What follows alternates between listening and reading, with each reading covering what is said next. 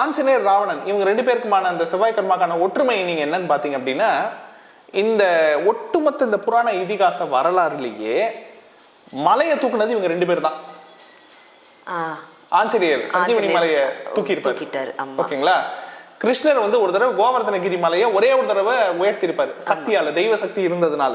ஆனா மனித உடல்லையே மலையை பெயர்த்தது வந்து ராவணனும் ஆஞ்சநேயரும் தான். 2 பேருமே செவ்வாய் கொண்ட கர்மாவை கொண்டவங்க. மலையே செவ்வாயினுடைய கர்ம பதிவு. கரெக்டுங்களா? இது ஒண்ணு. ராவணன் இசை மேதை, அதை நம்ம ஏற்கனவே சொல்லிட்டோம். இதுல வெளியில தெரியாத இன்னொரு விஷயம் என்னன்னு பாத்தீங்கன்னா, ஹனுமான் வந்து சின்ன வயசுல இருக்கும் பொழுது அவருக்கு ஒரு சாபம் கொடுக்கப்பட்டது. என்ன சாபம் கொடுக்கப்பட்டது அப்படின்னா, முனிவர்களால உன்னுடைய சக்தி, உன்னுடைய திறமை, உன்னுடைய பலம், உன்னுடைய உண்மையான பலம் என்ன, உன்னுடைய அஷ்டமா சித்திகள் என்ன, உனக்கு என்னென்ன சக்திகள் இருக்குன்றது உனக்கு தெரியாம போயிடணும், நீ அதை மறந்துடணும். ஒரு குறிப்பிட்ட வயசு வரைக்கும், ஒரு குறிப்பிட்ட காலம் வரைக்கும் நீ அதை மறந்துடணும். ஒரு குறிப்பிட்ட காலம் வரும்பொழுது ஒரு புனிதமான சில ஆன்மாக்கள், உன்னத மனிதர்கள், உன்னத ஆன்மாக்கள், தெய்வ அம்சம் கொண்ட ஆன்மாக்கள் உனக்கு அதை ஞாபகப்படுத்துவாங்க.